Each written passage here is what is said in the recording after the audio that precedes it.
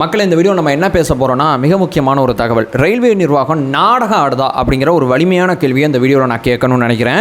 என்னுடைய கேள்வியை மேம்போக்காக கேட்டுட்டு போகிறது என்னோட பழக்கம் கிடையாது. நான் இன்னும் கொஞ்சம் ஆழமாக தெளிவாக போகிற போக்கில் அவங்க மேலே ஒரு குற்றச்சாட்டையோ குறைபாடையோ இந்த வீடியோவில் நான் வைக்க விரும்பலை. நான் ஆழமாகவும் தெளிவாகவும் பேசணும்னு நினைக்கிறேன். என்னப்பா பிரச்சனை அப்படின்னு சொல்லி கேட்டிங்கன்னா, நேற்று எல்லாருக்குமே இந்த தகவல் தெரிஞ்சிருக்கும். கடலூரில் பார்த்தீங்கன்னா அந்த ரயில்வே கிராசிங்கில் பார்த்தீங்கன்னா அந்த பள்ளி பேருந்துக்கும் அந்த ரயிலுக்கும் நடுவில் ஏற்பட்ட விபத்து 3 பிஞ்சு குழந்தைகளை இன்றைக்கி இழந்துட்டு நிற்கிறோம். இந்த வீடியோவில் எனக்கு இன்னும் கொஞ்சம் ஆத்திரமும் கோவம் வர்றதுக்கு காரணம் என்னன்னா, என் பகுதியிலேருந்து 12 கிலோமீட்டர் தூரத்தில் தான் அந்த விபத்து நடந்திருக்கு. என் பகுதி முழுக்க இன்னைக்கு நேத்திலேருந்து இன்ன வரைக்கும் இப்போ வரைக்கும் அந்த பசங்களை பற்றி தான் நாங்கள் பேசிக்கிட்டு இருக்கோம். இவ்வளோ தூரம் மீளா துயரத்தில் பார்த்தீங்கன்னா அந்த பகுதி இருக்குது. ஆனால் இந்த பிரச்சனைக்கு காரணமானவங்க யார் அப்படிங்கிற அந்த கேள்வி பார்த்தீங்கன்னா மீடியாவிலேருந்து குழப்பத்துக்கு மேலே குழப்பம் வந்துக்கிட்டு இருக்கு.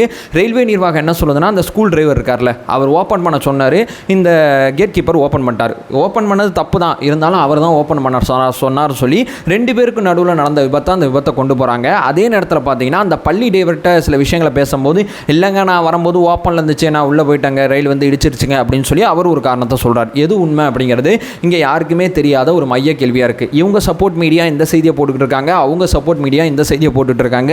எது உண்மைங்கிறத பேசுறதுக்கு ஒருத்தன் வேணும்ல, அந்த ஒருத்தனை நான் இருந்துட்டு போகிறேன் அப்படிங்கிறதா இந்த வீடியோட நோக்கம். ஒன்றா தெளிவாக பார்க்கலாம்னு நினைக்கிறேன். வணக்கம், வாங்க பதிவுக்குள்ளே போகலாம். இப்போ முதல் விஷயம் மக்களே, நான் இந்த இடத்த இன்னும் கொஞ்சம் ஆழமாக இந்த வீடியோவில் பதிவு செய்யறதுக்கு காரணம் என்னன்னா, நான் பேசுகிற தகவல் அத்தனையுமே புரியணும் அப்படிங்கிறதுக்காண்டி தான். லெவல் கிராசிங் விபத்து அப்படிங்கிற மாதிரி இந்த விபத்தை சொல்கிறாங்க. லெவல் கிராசிங்னா முதல்ல என்ன அப்படிங்கிற பேசிக்கான ஐடியாவுக்கு வந்துடலாம். ஏன்னா நம்ம ரயில்வே நோக்கி சில கேள்விகள் கேட்க போகிறோம். லெவல் கிராசிங் அப்படிங்கிறது 3 விதமாக இருக்கும். அதாவது சாலையும் அந்த ரயில்வே ட்ராக்கும் ஒரு இடத்துல ஒரே லெவலில் கிராஸ் ஆகுதுன்னா அது பேர் வந்து லெவல் கிராசிங். முதல்ல பார்த்தீங்கன்னா அந்த லாக்கிங் சிஸ்டத்தோடு இருக்கக்கூடிய லெவல் கிராசிங் இருக்கும், நான் லாக்கிங் சிஸ்டத்தோடு இருக்கக்கூடிய லெவல் கிராசிங் இருக்கும். ரெண்டுமே இல்லாமல் நீ பார்த்து போய்க்க அப்படிங்கிற லெவல் கிளாஸுக்கும் இந்தியாவில் இருக்குது அப்படிங்கிறத நான் இங்கே பதிவு செய்யணும்னு நினைக்கிறேன். இது 3க்கு நடுவில் என்ன வித்தியாசம்னா நிதி தான், வேறு எதுவுமே கிடையாது. எங்கெங்கே மக்கள் பயன்பாடு அதிகமாக இருக்கும் அந்த இடத்துல கூடுதலாக நிதியை செலவழித்து பார்த்தீங்கன்னா அந்த லாக்கிங் சிஸ்டத்தோடு இருக்கக்கூடிய லெவல் கிளாஸிங்கை வைக்கிறாங்க. இந்த லாக்கிங் சிஸ்டம் லெவல் கிளாஸிங் தான் ரொம்ப சேஃபு, அதில் மாற்றுக்கிறதே கிடையாது. மற்ற எல்லாமே அதை நோக்கி மாறணுங்கிறது தான் எல்லாருக்குமான ஆசை. எல்லாத்துக்கும் நடுவில் நான் முன்னாடி சொன்னபடி பார்த்தீங்கன்னா நிதி மட்டும்தான் காரணம் அப்படிங்கிறது தான் மிக முக்கியமானது.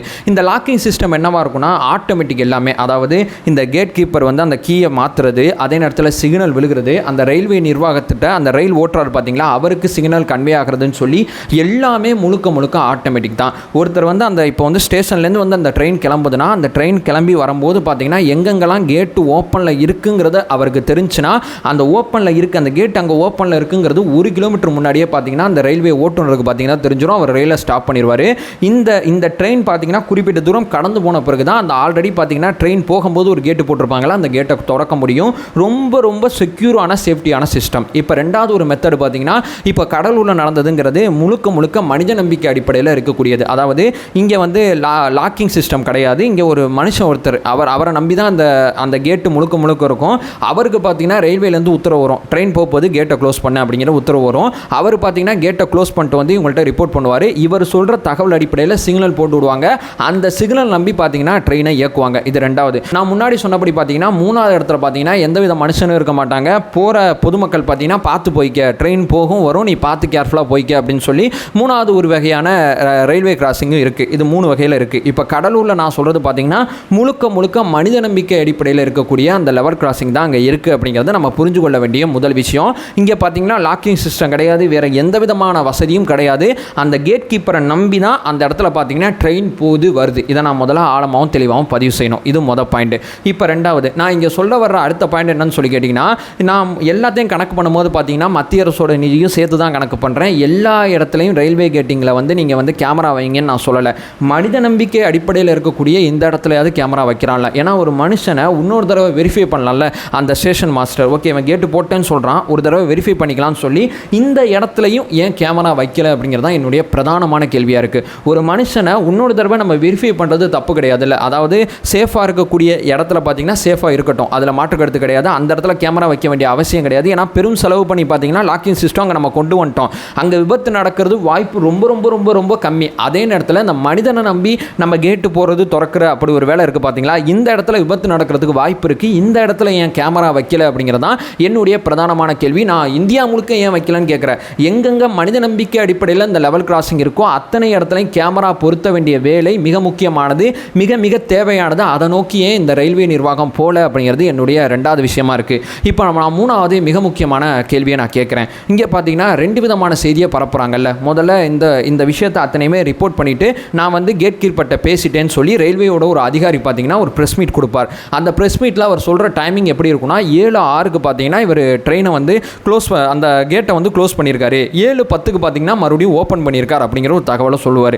7:06 7:10 அவருடைய பேட்டியை பார்த்தா அத்தனை பேருக்குமே இந்த டைமிங் தான் ஞாபகம் வரும். ஆனால் உண்மைக்குமே இந்த விபத்து எத்தனை மணிக்கு நடந்திருக்குன்னா 7:40க்கு. 7:40 விபத்துக்கு 7:06 7:10 பேச வேண்டிய அவசியம் என்ன இருக்குது? 7:06 7:10ங்கிறது வேறு ட்ரெயின் போகிற தகவலை கூட அந்த கேட் கீப்பர் சொல்லியிருக்கலாம். அந்த கேட் கீப்பர் சொன்னார், நான் கேட் கீப்பர்கிட்ட பேசிட்டேங்கிற அவருடைய தகவலை மட்டும் நம்பி மீடியாவில் பார்த்தீங்கன்னா அந்த அதிகாரி பார்த்தீங்கன்னா அட்ரஸ் பண்ணுறாரு. ஆனால் 7:40க்கு தான் இந்த விபத்து நடந்திருக்கு. அது வந்து ரயில்வேயோட அஃபிஷியல் ப்ரெஸ் ரிலீஸில் இந்த தகவல் இருக்குது. அப்போ 7:40 அப்படிங்கிற அந்த 7:30 மணி அப்படிங்கிற டைமிங்கில் பார்த்தீங்கன்னா அங்கே கேட்டே போடாதனால தான் அந்த பள்ளி வாகனம் உள்ளே வந்ததுனால தான் அந்த லெவல் கிராசிங்கில் பார்த்தீங்கன்னா ஆக்சிடென்ட் நடந்திருக்கு. நான் முன்னாடி சொன்னபடி அங்கே வேலை செய்கிற அந்த மனிதனை நம்பி தான் அந்த கேட்டு முழுக்க இயங்குது. அந்த மனிதன் சொல்கிற அந்த தகவல் அடிப்படையில் கேட்டு நான் போட்டுட்டேன் அப்படின்னு சொல்லி அவர் சொல்கிற கால் அடிப்படையில் தான் ஸ்டேஷன் மாஸ்டர் வந்து சிக்னல் போட போகிறாரு.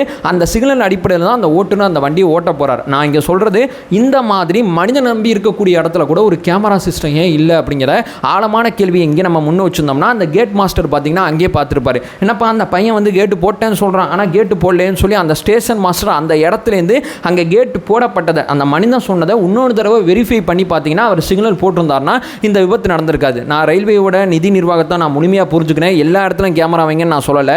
நான் அந்த மனுஷனை நம்பி இருக்கிற இடத்துலையாவது கேமரா வச்சுருந்தீங்கன்னா இந்த பையனை நம்பி அந்த ட்ரெயின் வரும்போது அந்த பசங்க இறந்து போனது பார்த்தீங்கன்னா இந்த கேட் கீப்பரோட முறையான நடவடிக்கை இல்லாதனால இந்த விபத்து நடந்திருக்கு. பார்த்தீங்களா, இந்த விபத்து தடுக்கப்பட்டிருமே அப்படிங்கிறது தான் என்னுடைய ஆதங்கமாக இருக்குது. இதற்கு நடுவில் எத்தனை செய்தி கேட்டு போடப்பட்டிருந்தது, பொதுமக்கள் வந்து ரொம்ப இது பண்ணதுனால நாங்கள் கேட்டை திறந்தோம், அந்த ரயில்வே நிர்வாகம் பார்த்திங்கன்னா கரெக்டாக இருந்துச்சு, ஆனால் வந்து அந்த ஸ்கூல் டிரைவர் தான் வந்து சொன்னார், அதனால தான் இவர் திறந்தார் அப்படின்னு சொல்லி எவ்வளோ செய்தியை பரப்புறீங்க. நீங்கள் சொல்கிற டைமிங்லேயே வித்தியாசம் இருக்கேயா. நீங்கள் 7:06 7:10 பேசிகிட்டு இருக்கீங்க, விபத்து நடந்தது 7:40 அப்படிங்கிற விஷயமே உங்களுக்கு ஆழமாகவும் தெளிவாகவும் தெரியுது. ஏன் ஒரு தப்பை ஏற்றுக்க மாட்டீங்க, ஒரு தப்பை ஏன் மடை மாட்டுறீங்க அப்படிங்கிறதான் எங்களுடைய கோபமாக இருக்குது, எங்களுடைய ஆத்திரமாக இருந்துச்சு. இந்த பையன் கேட்டு போடலங்க, இவன் மேலே நடவடிக்கை எடுத்துட்டோன்னு சொன்னால் என்ன சொல்ல போகிறோம்? ஏன் உங்கள் நிர்வாகத்தில் இருக்கிற ஒருத்தரை காப்பாற்றுறதுக்கு இவ்வளோ தூரம் முயற்சி பண்ணுறீங்க அப்படிங்கிறதான் எங்களுக்கு புரியலை அப்படிங்கிறதான் ஆழமாக தெளிவாக கேட்கணும்னு நினைக்கிறேன். அதே ப்ரெஸ் ரிலீஸில் ஒரு வார்த்தை சொல்கிறீங்க, நாங்கள் வந்து மாவட்ட நிர்வாகத்திட்ட வந்து சுரங்கப்பாதை அமைக்கிறதுக்கு பார்த்தீங்கன்னா அனுமதி கேட்டோம், மாவட்ட நிர்வாகம் பார்த்தீங்கன்னா அதை அனுமதி கொடுக்காம இருக்குது, சுரங்கப்பாதை அனுமதிக்கப்பட்டிருந்தா இந்த மாதிரி வந்து விபத்துகள் நடந்திருக்காது அப்படிங்கிற ஒரு தகவலை சொல்கிறீங்க. நீங்கள் சொல்கிறபடியே மாவட்ட நிர்வாகம் மேலே தப்பு இருக்குப்பா, நான் அதை அக்ரி பண்ணிக்கிறேன், மாற்றுக்கிறதே கிடையாது.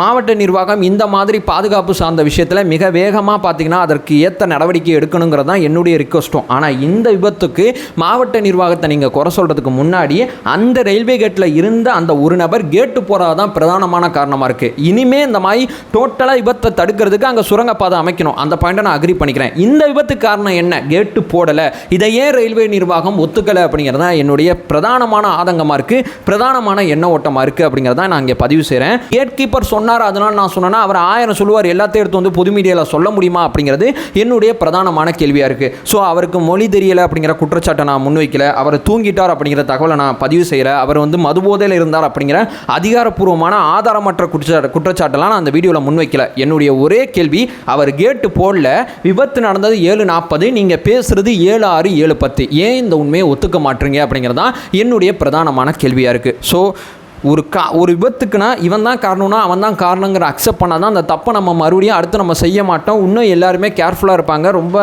தெளிவாக இருப்பாங்க அப்படிங்கிறத நான் இங்கே சொல்கிறேன். அங்கே ஒரு தமிழரை கேட் கீப்பராக போட்டுறது அப்படிங்கிறது ரொம்ப முக்கியமானது கிடையாது. அங்கே ஒரு கேமரா சிஸ்டத்தையும் பார்த்தீங்கன்னா உள்ளே வைக்கணும். ஏன்னா இந்த கேட் கீப்பர் வந்து தமிழர் இல்லை அப்படிங்கிற ஒரு விவாதம் வந்ததுனால அங்கே ஆனந்தராஜ்னு நினைக்கிறேன் அவரோட பேர், அப்படிப்பட்ட ஒருத்தரை நீ கேட் கீப்பராக போட்டிருக்காங்க. இந்த மனிதர்களை நம்பி இயங்கக்கூடிய அத்தனை ரயில் கிராசிங்களையும் முழுக்க கேமரா ஃபிக்ஸ் பண்ணுங்க அப்படிங்கிற அடிப்படை கோரிக்கை முன்வைக்க. ஏன்னா மனுஷன் தப்பு செய்யறதுக்கு ஏராளமான வாய்ப்பு இருக்கு. அந்த மனுஷன் கேட்டு போட்டான் கேட்டு போடலங்கிறத ஒரு கேமரா வச்சு சின்னதாக வெரிஃபிகேஷன் பண்ணி அந்த ஸ்டேஷன் மாஸ்டர் சிக்னல் போட்டார்னா 1க்கு 2 தடவை செக்கிங்காக இருக்கும். நீங்கள் வந்து நிதி அடிப்படையில் பார்த்தீங்கன்னா லாக் சிஸ்டம் கொண்டு வரதுக்கு முன்னாடி இந்த அடிப்படை பாதுகாப்பை இங்கே கொண்டு வந்துட்டிங்கன்னா எந்த விதமான பிரச்சனையும் இல்லை அப்படிங்கிறதான் இந்த வீடியோவில் நான் சொல்ல வர்றது. தப்பை ஒத்துங்கய்யா, அடுத்து தான் ஏன் தப்பு பண்ண மாட்டீங்க, இதுதான் என்னோட பிரதானமான கேள்வியாக இருக்குது, விவாதத்தோட மையப்பொருளாக இருக்குது. இதை சொல்லிட்டு ரொம்ப நாகரிகமாக ரயில்வே நிர்வாகத்தில் எங்கேயோ நடந்த ஒரு தவிர மொத்த ரயில்வே நிர்வாகத்தை நான் தப்பு பண்ணிட்டீங்கன்னு சொல்லி ஆக்ரோஷமாக எனக்கு பேச தெரியாமல் இல்லை, ரொம்ப நிதானமாக இந்த வீடியோவில் நான் பேசி முடிக்கணும்னு நினச்சேன். அதனால் நிதானமாக பேசி முடிச்சிருக்கேன். அதை சொல்லிட்டு இந்த வீடியோ நான் எண்ட் பண்ணிக்கிறேன். நம்ம சேனலை ஃபர்தராக ஃபாலோ பண்ணிங்கன்னா பொலிட்டிக்கல் சார்ந்து மிக முக்கியமான பல பதிவுகளை பார்த்துட்ருக்கோம். நம்மளோட ஒரே நோக்கம் அறியாமை அகற்ற வேண்டும், அறியாமை அகற்றப்பட வேண்டும். Thank you so much.